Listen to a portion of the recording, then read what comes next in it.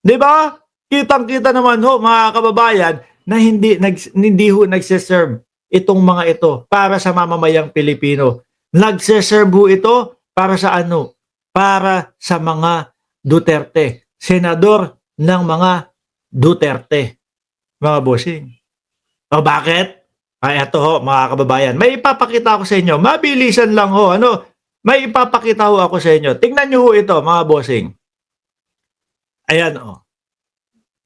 Nakalagay dito, oh, 874.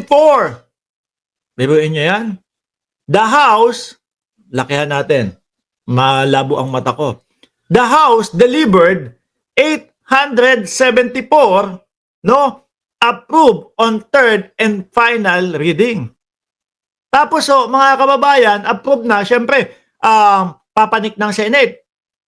Ang nakapending ho sa Senado, mga kababayan, dito sa 874 na natapos po ng Congress, 746.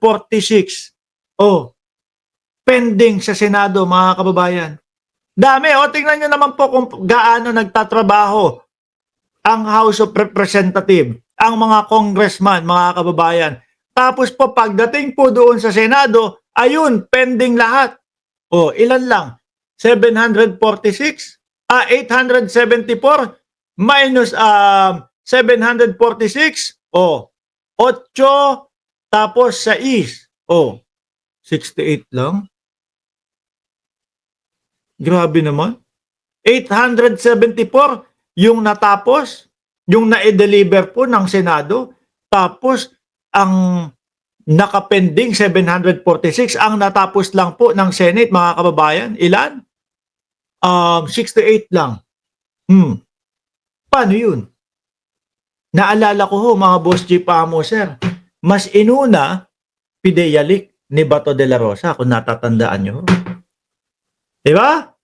Yung mga walang kakwenta-kwenta na mga Pideyalik, maisampay lang ho yung pangalan ng presidente, maisampay lang ho yung pangalan ni First Lady Lisa Marcos, maisali lang na gumagamit, bumabatak o nagdudurog ang ating First Lady at ang Pangulo. Ginawa yun. Pideyalik ho na yun ni Bato de la Rosa, mga kababayan. Di ba? Pero eto, yung mga dapat pong unahin, mga bossing, alam niyo po kung ano tong mga to? Tingnan niyo sa ilalim. Yung adhikain po, o etong 874, mga kababayan, na approve on third and final reading na po na galing sa Congress, ang layunin po niyan o adhikain niyan ay adhikaing mabigyan ng mas magandang buhay ang mga Pilipino. No? Nagkaisa ang House sa pagpasa sa ikatlo at huling pagbasa ng 874 Bill 746. Dito ay nakabinbin pa rin sa Senado. Nga ang mamamayang Pilipino dahil sa Senado. Inuuna pa po yung kay Amy Marcos. Naalala nyo yun? Yung mga hearing para kay Duterte. Yung hearing para doon sa Pideyalik para sirain po ang Pangulo at ang First Lady. Yung hearing kay Kibuloy. Huli ang mamamayang Pilipino para dito sa Senado, mga kababayan. Una, syempre, yung mga Duterte at si Kibuloy. Halata naman po, di ba, mga kababayan? And naalala nyo ho, mga bossing, ang sabi ng Senate, pahinga. Wala muna kaming mga session, etc. Pahinga muna kami, recess muna kami. Ganyan ang sabi ho ng Senado, mga kababayan. Oh, yung impeachment, sa gilid mo yan, sa gilid mo na yan. Pero dahil nga pahinga daw ho sila. Pero po, mga bossing, nung nag-trip si Amy Marcos, nagpa-hearing, ayun mga kababayan, agad-agad po, nagkaroon ng hearing. Oh, kitang-kita po sa kanila kung ano talaga ang inuuna at sino ang inuuna po nila, mga bossing. Una ho sa kanila, mga Duterte. Pero po, yung mga isinumite po sa kanila na kailangan ng approval nila para gumanda ang buhay ng bawat Pilipino, ayan o, sa adhikaing mabigyan ng mas magandang buhay ang mga Pilipino, nagkaisa ang House sa pagpasa sa ikatlong huling pagbasa ng 874. Pero ilan lang ho? 68 lang? Inuna pa yung kay Kibuloy. Inuna pa yung naghahagilap sila kung illegal ang pagkakaaresto kay dating Pangulong Duterte. Naghahagilap sila doon sa, sino pa ba yun? Sa PIDEA leak para maisangkot ang First Lady Lisa Marcos. Oh, diyan pa lang ho, kitang-kita na natin mga kababayan kung sino dapat ang i-abolish eh. Kung ang Congress at ang Senado. Pero syempre, sasabihin nun ng mga DDS, mga bossing chief amo, sir, naku, sa Congress, mga namumulitika lang yan.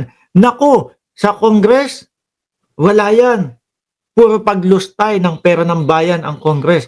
Pero kung makikita nyo ho, mga kababayan, eto po, yung tungkol sa confidential funds. Mga bossing, eto po ang problema ng bayan. Di ba? Oh, yung paglustay, yung paggamit sa pera ng bayan sa walang kakwenta-kwenta. Hindi ho nila maipaliwanag yan. Di po ba? Kitang-kita na ng mga senador na hindi kayang ipaliwanag ng vice-presidente kung saan napunta ang pondo ng bayan. Pero wala, etchepwera. Saka na yan? No? Saka na yan? Next time na lang yan? Bakit? Kasi mali yung mali yung teknikalidad niyan eh. Mali yung prosesong ginawa niyan eh. Kung totoong magnanakaw yan, may 1 taon pa para magnakaw. No? Kawawa na naman ho ang ating bayan, mga bossing. Kawawa na naman po ang pondo ng bayan, mga kababayan. Di ba? Ang nakikita ko dito, kaya talagang ipinagpapaliban nila at talagang hindi pwedeng matuloy. Bakit ho, mga bossing? Papakita ko sa inyo. Ito, mas maganda ang explanation dito. Niya, lalabas ang lahat ng Ayan. Bakit daw po takot na takot matuloy ang impeachment o ang mga senador na matuloy ang impeachment ni Inday Sara Duterte? Madami daw po kasing malalaman, mga kababayan pag nabuksan ang Pandora's box ni Inday Sara Duterte. Sabi ni Julie Omlensyuk, pinahirapan niyo naman po ako, involved siguro yung 19 na senador sa corruption. Ito, pakinggan natin at panoorin natin ito. Bakit takot na takot silang ma-impeach si Sara Duterte? Si Bato de la Rosa. Bakit nga po daw?